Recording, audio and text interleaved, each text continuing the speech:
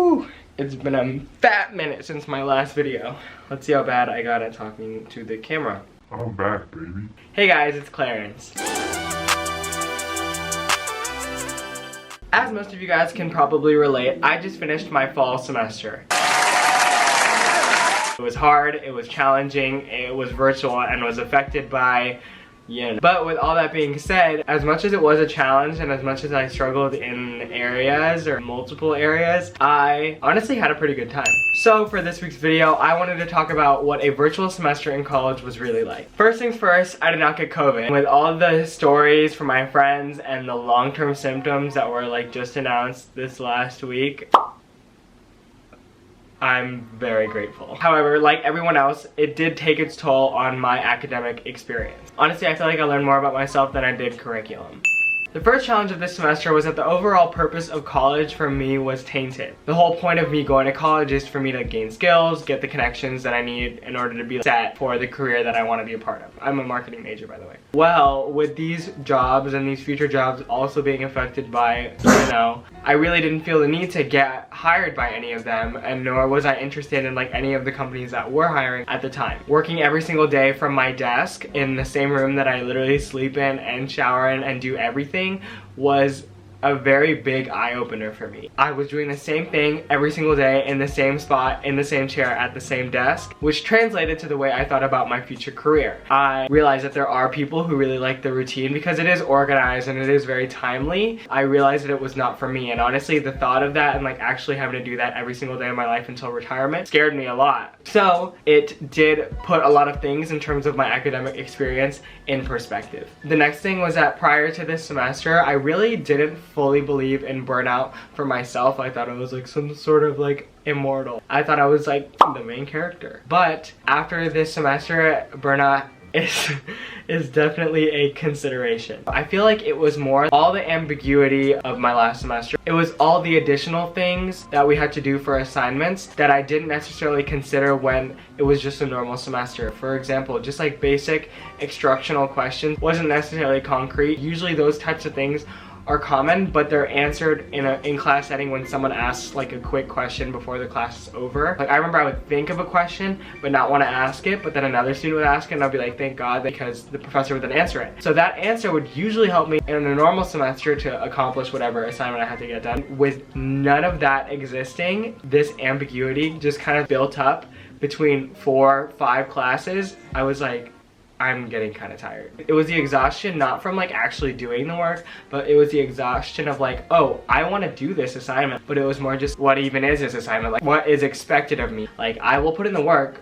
but not if I don't know what the work is supposed to look like. The next thing is, with this burnout being said, the people that you surround yourself with will impact your progression and like the way you work positively or negatively. I mean, at the end of the day, it's your decision whether or not to focus on what they're doing positively in your life or surrounding yourself with people who will contribute positively to your progression of like getting assignments done and like the basic things like that. It gets really easy to like when you see someone else tired to just be like, oh, I mean, if they're tired, that means this is like a normal thing.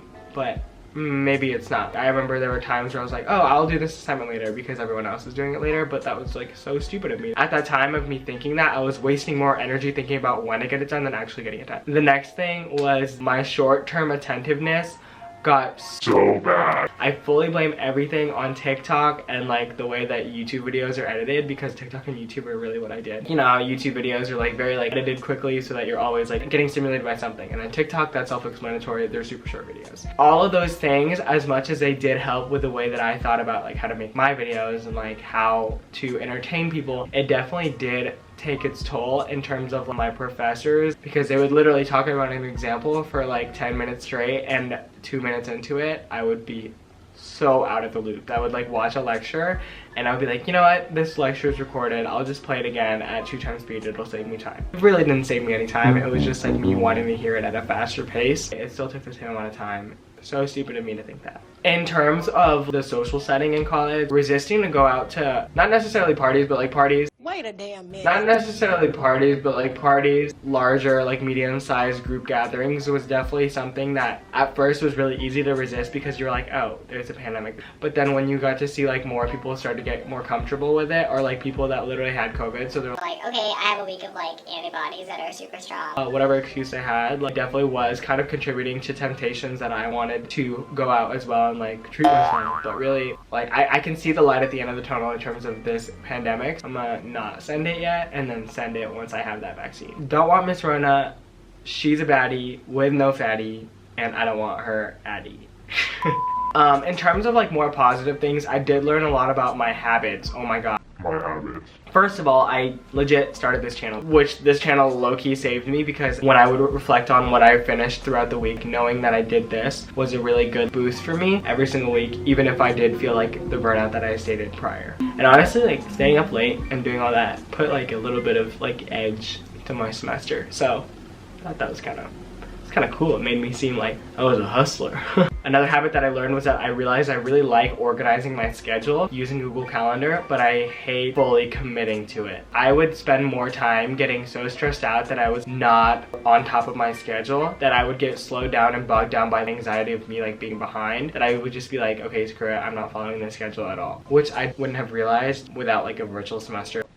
Also, I changed the way that I look. From the beginning of this channel, I look different to now. And then also, like, before this channel even started, I looked different. Thank God I waited until after I worked a little bit on myself. And, like, that sounds so dark, but I promise you, like, I don't fully hate myself. And the next thing is, in terms of, like, college again, transportation, getting around college is really annoying. A lot of people do have their cars, but it's more for, like, getting groceries and, like, going out and, like, going hiking and doing all those little trips. Because college parking is super expensive. Like, I mean, like, super expensive. And even if you are paying like that high price, parking lots are typically nowhere near where you need to be anyways. You have two other options: to walk to your class or take a bus. With the virtual environment and like virtual learning of college, I didn't have any of that anxiety about like, oh, I have to wake up like an hour before my class so that I can get on this bus to wait like 28 minutes just to get from one side of campus to the other. Lastly, virtual classes were tied with a lot of social issues coming into focus. For some reason, these social issues that were very obviously a thing and very obviously correct in how people were thinking about it became a political issue. I was like, why is that even politics? Like, this is just like basic human decency. That was like blowing my mind. But I appreciate this virtual learning and like this pandemic, because it definitely exposed like a lot of my old friends and like a lot of people that I was close with in terms of like their stance on that. I was like, why are you even being political with this? It definitely helped me like start conversations with people and like move past like, being blatantly ignorant. So super grateful for that one. Overall, in one word, the college virtual experience is just individual. I really don't think virtual online classes are that much different than high school. We're on Zoom, we're on the same platform, we have assignments to do. It's just in a bigger scale. So like my classes were like 160 to like 200 people. I really did appreciate my last semester, and these are a lot of the things that I learned from it, good or bad. That was my experience, and that's like the truth about online college. That was the last part of today's video. So if you did like this or like any of my college videos, please consider giving it a like and commenting any ideas that you want for the future. I did want to say thank you guys for almost 1,000 views on my day in the life video. I did have a really big break before this video to focus on finals, focus on my grades, focus on things like that. But in that time, I did have a lot of time to plan out what I'm going to do for the next couple months in terms of YouTube content. So far, over half of you guys are consistent viewers but are not already subscribed. With the growth from the subscribers from the last time, I do almost have 1,000 views. This really does help me out. If you are one of those consistent viewers, please consider subscribing. And with that being said, I forgot my outro. With that being said, that's it.